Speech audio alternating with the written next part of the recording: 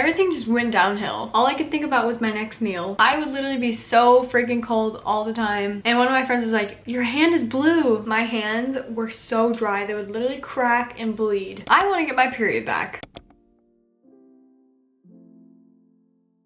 Hello you guys, welcome back to my channel. Today's video is going to be extremely difficult for me to film, but I feel like I need to share this. Basically, I'm making this video because I want to get my period back. I have not had a period in almost 3 years. I was on birth control for like 3 years, and then when I went off of birth control, I actually never got my period back. So I'm not sure how long it's been since I've actually had a natural, normal period, because birth control obviously produces a fake period. With all that being said, I know that it is time for me to have a period because I'm 24 years old, and I'm sure in the next 5 years, probably, I'm gonna want to have kids or start thinking about having kids at least. And me not having a period means that I'm not ovulating, which means that I cannot have a child. Also, not having a period puts me at risk for a lot of health conditions that I was not aware of for the longest time. I actually thought when I first didn't have my period, I thought it was a good thing because I didn't have to worry about buying tampons, bleeding, having cramps, literally any of that. I was like, this is awesome. Like, I literally don't have a period. And I didn't really think anything of it for like a year. I thought it's probably not normal, but I didn't think it was like a bad thing. Some of the girls at my gym actually had the same thing, so I kind of thought it was just because we did CrossFit and we exercise a lot, so we don't have our periods, and I don't even know what I thought it was. Actually, I thought it was from birth control, that birth control had like messed up my hormones and it was just taking a little while for my period to come back, but it's literally been over 2 years, almost 3 years, and I still don't have my period, so I'm pretty sure that is not the problem. A little backstory on my life.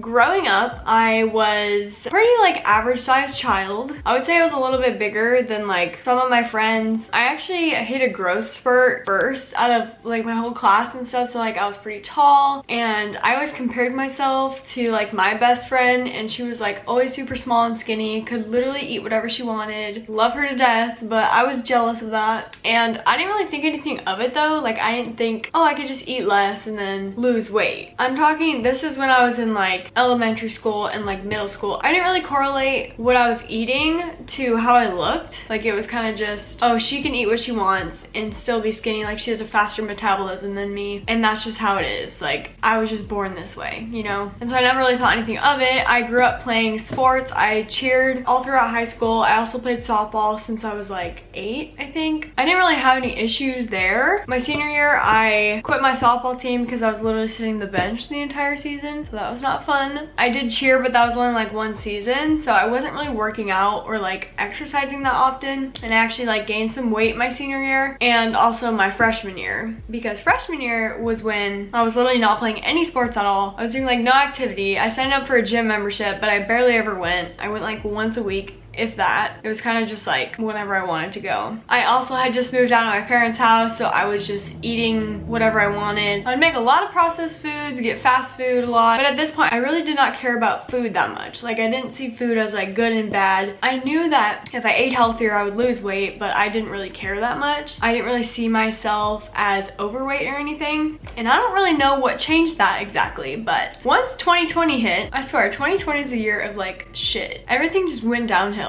In the beginning of 2020, I found this YouTuber who shall not be named, and I became so overly obsessed with this YouTuber and her what I eat in a day videos. Like, I religiously watched them every single day, and she had so many. Like, I literally went through her whole entire channel and would watch all her what I eat in a day videos, and I learned to like start making this food. I had never really cooked before, never really knew how to cook, but I kind of taught myself how to cook, and it wasn't like super complex things. Like, she literally had an egg white omelet with toast and peanut butter like every day. Sometimes it was like powdered peanut butter. And so I started making this, and I would religiously eat this every single day. Like an egg white omelet, toast with peanut butter, or an egg white scramble. I started getting obsessed with like sharing this on the internet. I was posting all of my meals, all of these low calorie foods. I started religiously counting calories. Like, I'm talking, I counted every single thing I ate. I got a food scale. I was weighing everything. I am definitely a control freak. The fact that I could control what was being put in my body, like, this was so easy easy for me to just track everything that I ate so I could lose weight. Honestly, at the beginning, I wasn't even like trying to lose weight, but once I saw myself losing weight, I was like, wow, this is actually like making me look a lot better, and my face was slimming down, my arms were getting more toned. This was at the very beginning when I was like 5 or 10 pounds down. So yeah, this was like fuel for me to keep going. So I would continue to watch these what I eat in a day videos, obsessively counting calories every single day, meal plan every week. I would meal prep. I would literally spend hours in the kitchen meal prepping. I hope this is all like making sense and is cohesive. So at this time, I think I was eating around 1,300 to 1,500 calories a day, which is like nothing, okay? Like that is not enough. I don't know why. I always had this like thing in my brain that each meal had to be under 500 calories for me to eat it. That is literally insane. I don't know where I learned this information, but diet culture is so real. Like I was so influenced by all these what I eat in a day videos. I literally learned exactly how many calories were in each food. Like I could literally look at a food and tell you how many calories were in that food. Also in 2020 is when I started like actually working out religiously. I like forced myself to go 5 times a week. I would do a workout and I would do abs, and then sometimes I would like walk on the treadmill or do the stair climber. This just became like such a routine for me. Like I didn't even have to think about going. And then also like when the pandemic hit, I actually started doing the YouTuber that I used to watch, her what I eat in a day videos. I started doing her workout guide. I did that every single day, the whole thing through. I was determined to get abs, okay? I specifically remember Googling how to get abs. I was obsessed. Like I was just like, I'm gonna get abs. And I did, okay? I was ripped for sure. But that's besides the point.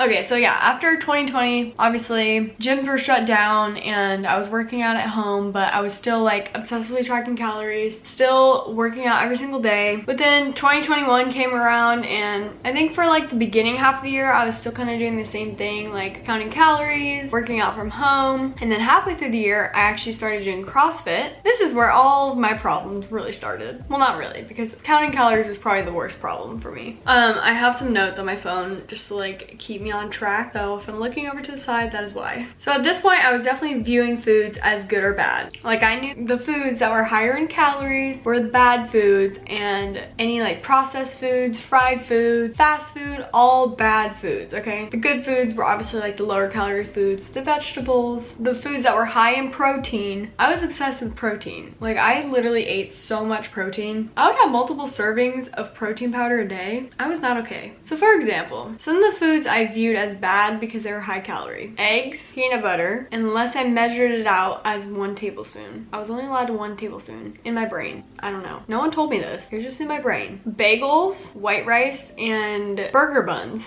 I would always eat burgers without buns, or I'd get like a lettuce wrap. So those are like some of the foods that I considered bad. I don't know the exact timeline, but probably like 6 months into CrossFit, I decided that I wanted to actually come off birth control because I was just very irritable all the time, and I also had very low libido. This is something I'm not open about at all. Like I literally cannot talk about this, but let's just say I had very low libido, okay? I had actually asked my doctor, is this because of birth control, or like what can I do about this? And she was like, well, usually the type of birth control that you're on doesn't affect that. That also doesn't affect your mood. Like telling me the birth control I was on didn't affect my mood. And so I was like, oh my god, I literally feel crazy. Like what is wrong with me? Why am I so irritable all the time? The smallest little things would irritate me. So basically my doctor had said, okay, your birth control is probably not the cause of that, but we can try to put you on a different birth control. And so I was like, okay. This is before I decided to go off birth control, obviously. So I went on a different form of birth control, and then I was on that for probably like 3 or 4 months, and then it was still the same thing. Literally nothing had changed. Still had low libido and very irritable, mood swings, all of that. I decided, you know what, let me just go off of birth control and see what happens. I was also thinking in my head that I probably wouldn't have a normal period, because at this point I had heard exercising a lot and not eating enough can cause you to lose your period. And I think I had seen Sarah's Day post about this, and so I was kind of scared that I wasn't going to get a normal period, and that was for a good reason, because I have not gotten one since. This was like later 2021 is when I went off birth control. I thought I would have increased libido and better moods, but I really didn't. Like it was kind of just the same thing. It's because that was not the underlying issue, and I did not know that. I thought birth control was the underlying problem, but it wasn't. So after I went off of birth control, I was still doing CrossFit. I was doing CrossFit pretty religiously, like 5 times a week, and it was very, very intense workouts. CrossFit just damaged my body in a lot of different ways. I still loved CrossFit because of the community, and like it was just really fun with all the people there and stuff, but but it did more harm to me than good, unfortunately. While I was doing CrossFit, I actually started to do the 75 hard challenge. It is very restrictive and it has so many rules that you have to follow. It literally takes over your whole entire life, okay? You have to drink a gallon of water a day, work out twice a day for at least 45 minutes each, read 10 pages of a book, take a progress picture every single day, and follow a diet. And I thought, oh my gosh, this is gonna build such good habits and dedication. Little did I know that this was, oh my god.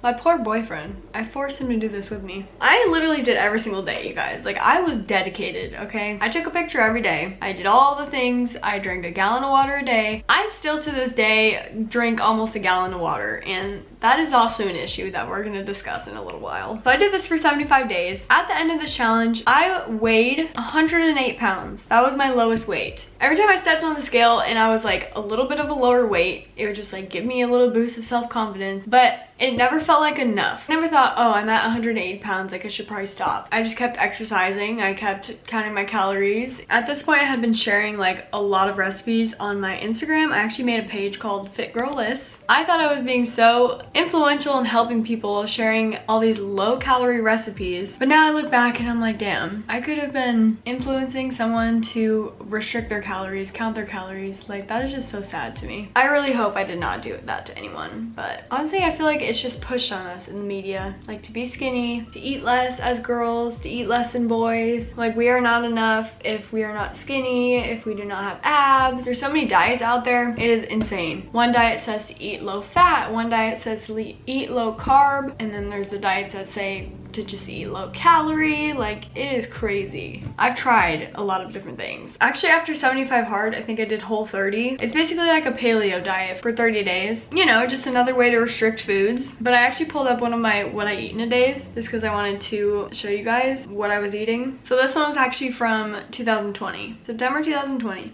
And I'm gonna put it on the screen. But basically for breakfast, I had some oatmeal with fruit, some nuts for 357 calories. I also had a cold brew with a protein shake. I swear I was doing something by adding protein shake to my coffee every day. And then for lunch, I had a ground turkey salad with salsa and guacamole for 290 calories. 290 calories. And that was lunch. And then as a snack, I had some baby carrots and this Dannon Light and Fit Greek yogurt. I used to eat this so much. It was like a strawberry cheesecake flavor. I kind of want to try it now and see if it was actually good. And then for dinner, I had a sweet potato, zucchini, broccoli, and chicken for 385 calories. I feel like I ate a lot of food. It was just like a lot of like low calorie food. And then for dessert, I had another Greek yogurt with vanilla pudding mix, strawberries, blackberries, grapes, granola, agave syrup, and that was my day, totaling out to 1,500 calories. Okay, this is random, but another thing I also used to think was bad is any drinks with calories in them. Like juices, for instance. This pressed juice that I'm drinking right now, 140 calories. Like, I would never have drank this back in the day, okay?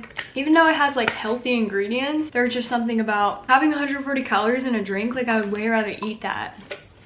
I don't know. And now, like, I'll drink it and eat food. You know what I mean? Like, I had all these rules in my head, and obviously they were not valid, but to me, it was just like, that's just how I live. Now that I've given you a backstory, I want to talk about all the symptoms that I've had for the past 2 years, and some of them I actually still have today, but some of them I don't. Obviously, no period, a very low heart rate, which I was told is normal because I exercised a lot. So I'm not really sure if that's like concerning or anything. And then irritability, unable to concentrate. Literally, my brain just felt like I had a cloud over it all day, and all I could think about was my next meal or food. When I would eat food, I would get sad when my meal was over, and I would just think about, when's my next meal? What am I gonna be having for dinner? That's all I could think about, was like my next meal. I literally thought that would never end. Like, I still think about food a lot, but not to the extent that I used to. Like, it's definitely gotten a lot better. That is literally all I used to think about. Someone would talk to me and I would be unable to focus on what they're saying because I'm thinking about food. I'm thinking about my next meal. It was not a way to live. Also, I was very fatigued all the time. Always cold. Oh my god, this is the worst one. Hands down, the worst one. I would literally be so freaking cold all the time. I would be miserable. I could not go out in the cold and enjoy it at all whatsoever. Like, if it was cold, I was miserable. I would literally have to layer up. I remember when we went to Mexico, I was probably like my lowest weight then. We actually went on this boat and I got in the water and we were like snorkeling and stuff, and I fully could not enjoy it at all all because I was just miserably cold, and it was not even that cold like to people around me. Like no one else was really that cold, but I was just freezing. Like I literally had to get out of the water and back into the boat like because I could not handle it. It was just miserable. I just thought that was how I was, and that was not going to go away. And I thought it was just, oh, I lost weight, like my body's not used to being this size, like I'm cold. But no, that was not normal. I literally had no fat on my bones. This is another thing. I had like 5% body fat. Like, I would get like these scans and it would tell you like your muscle mass, your body fat, your weight, all this stuff. And I was also obsessed with that because numbers. I was so obsessed with numbers now that I think about it. I would track my steps. I would track my fitness every day, my weight, my calories, anything to do with numbers. That was all me. I tracked all of that. And yes, this takes up a lot of time and it took up a lot of brain space. And looking back at it now, I'm like, how did I do that? I don't even know. By the way, I do not track any of it anymore. Anyways, another thing going along with the always cold, my hands and feet actually turn like blue and purple when I'm cold, and they still do this to this day, and I'm wondering if this will ever go away, and I really hope it does. Literally the other day I was eating lunch with my friends, and one of my friends was like, your hand is blue, and I was like, oh yeah, that happens sometimes. I don't know, like when I eat sometimes my fingers turn blue and then they'll turn like white and red. I think I have Raynaud's disease. I've never been diagnosed with it, but if you look that up, that is exactly what happens to me. Another symptom, low libido. Still have not fixed this, and I really hope I can by fixing my hormones. Very thin hair. My hair got so freaking thin. It was pretty long actually when I was like working out excessively and like dieting. I cut it because I was like, my hair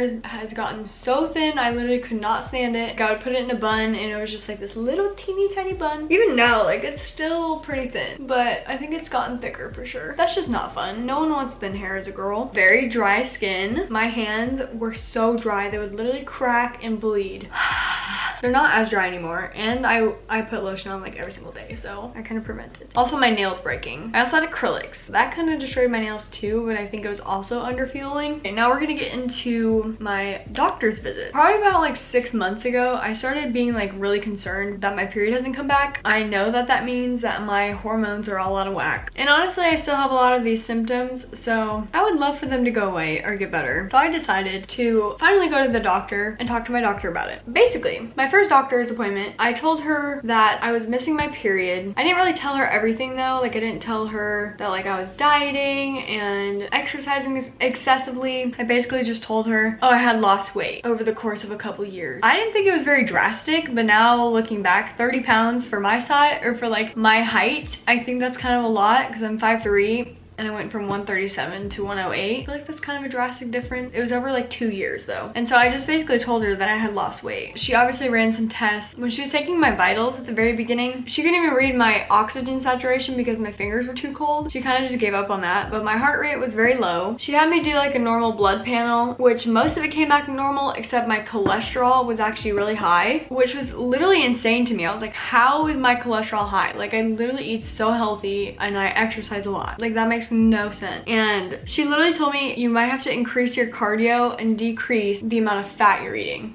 I was like, what? Like I was thinking that there's no way. Like I literally eat healthy and I exercise. But yeah, I still listened to her. I was like, okay, let me go do more cardio. And I started like running more. That didn't last very long. I literally thought, why am I doing this? Like there has to be some other issue. And so after doing this lab work, she actually had me referred to an OBGYN, and I talked with her and she was actually so helpful. I told her everything that was going on. She was like, we're gonna get to the root cause of this. Like we're gonna really find out why your period's missing, like why hasn't it come back. She was actually asking me like, oh, do you have an eating disorder? And I was like, no. And I really didn't think I had like any eating issues at this point at all. So she was like, we're gonna do some hormone testing. I was like really excited to do this because I actually want to see like my hormone levels. And so when it came back, my estrogen was pretty low. It was actually in like the postmenopausal range. When women go through menopause, their estrogen declines a lot. And so that's where mine was. Anyway, so I'm like, well, what the hell do I do about this? And she's like, okay, I want to get an MRI scheduled for you so we can rule out a pituitary tumor. Obviously I was like, what the fuck? Like a pituitary tumor? Do I have a tumor? Like am I dying? I went down a whole rabbit hole, but after researching about it, I didn't have any of the signs of a pituitary tumor besides low estrogen. So I thought I didn't have this, and luckily I didn't. The MRI came back clear. But then after the MRI came back, I was kind of like, well, what's the next step type of thing? I was actually diagnosed with hypogonadotropic hypogonadism. But basically, it's a form of hypogonadism that is due to a problem with the pituitary gland or hypothalamus. hypothalamus, and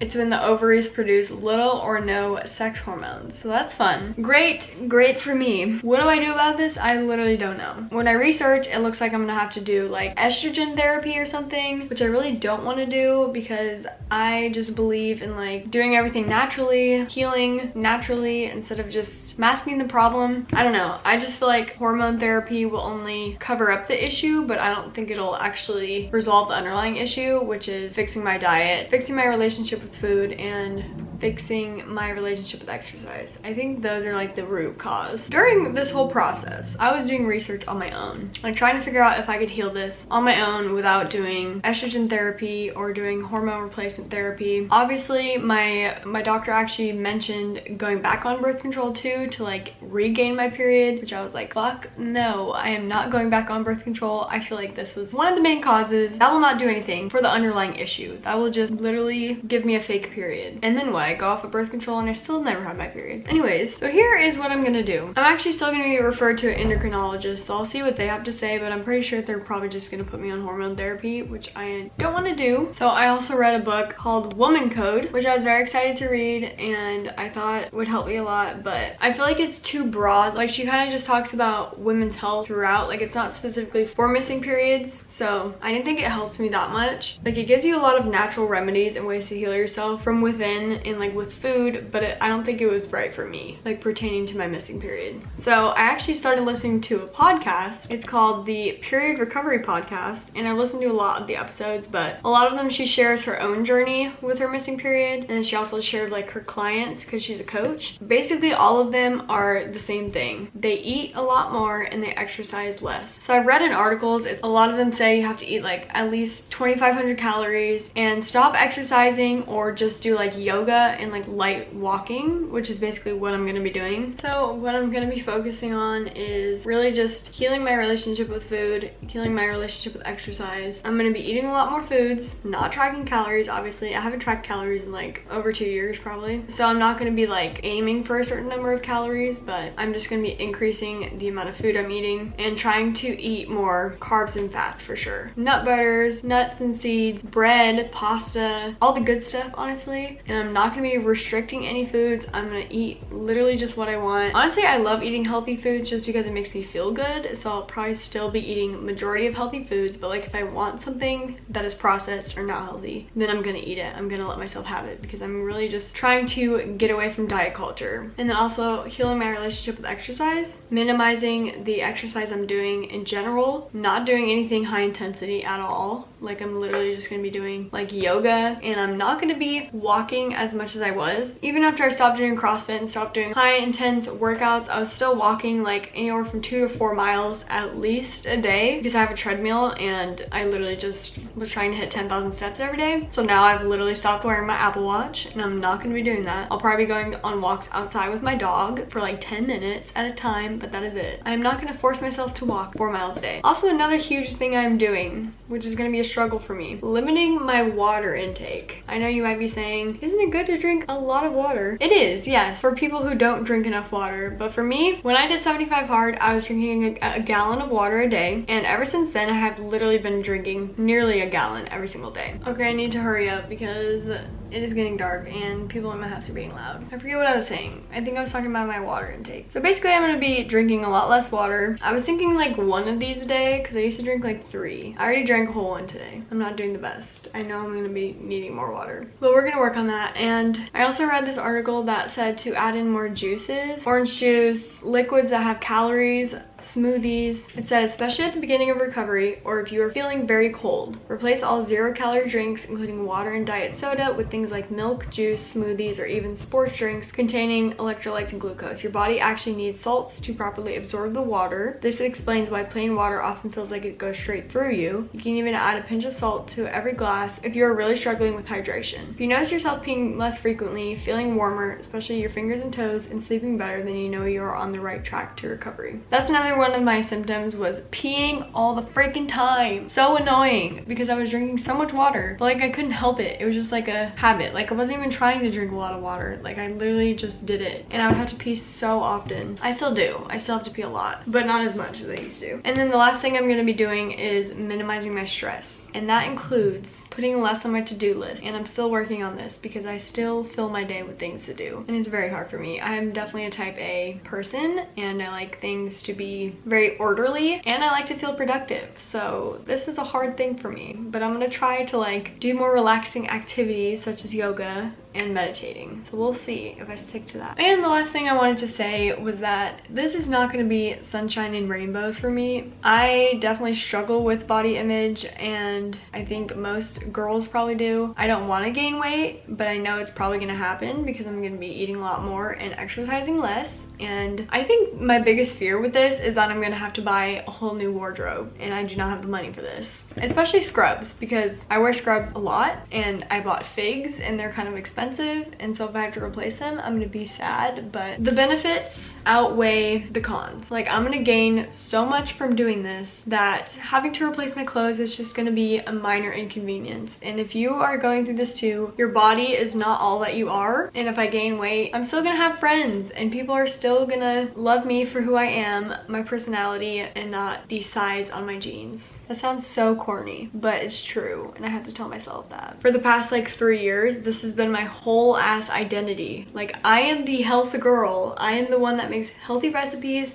I work out a lot. I motivate people to do that. And now I'm over here pretty much gonna be doing the opposite. But this is still bettering my health. Like, this is something I really need to do for my health. I don't want to have to take hormone replacement therapy for the rest of my life, and I don't want to have to take medication, and I just want to have a normal period. I want to be able to have kids in the future. I want to have a sex drive, honestly. I want to not feel cold all the time, and I want to be able to just live my life and have fun. So this is gonna be my journey, and I'm gonna take you guys along with me. I'll probably give some updates in maybe a couple weeks or so if you guys are curious. Basically, my whole reason for posting this is to A, keep myself accountable, and B, hopefully help someone that is maybe going through the same thing, or maybe in the future when I get my period back, I can kind of explain what I did to get there naturally. I hope I can do that eventually. If you watched through this whole thing, thank you so much. I really, truly appreciate you being here. If you're going through something similar, we will get through this together. Okay, we will get our periods back, I believe. Patience, patience, patience. I just gotta be patient with myself and just eat. Eat and rest and eat and rest more and chill. That's what I gotta do. Eat, rest, chill, and drink juice. That is all. Thank you guys so much for watching, and I'll see you in the next video.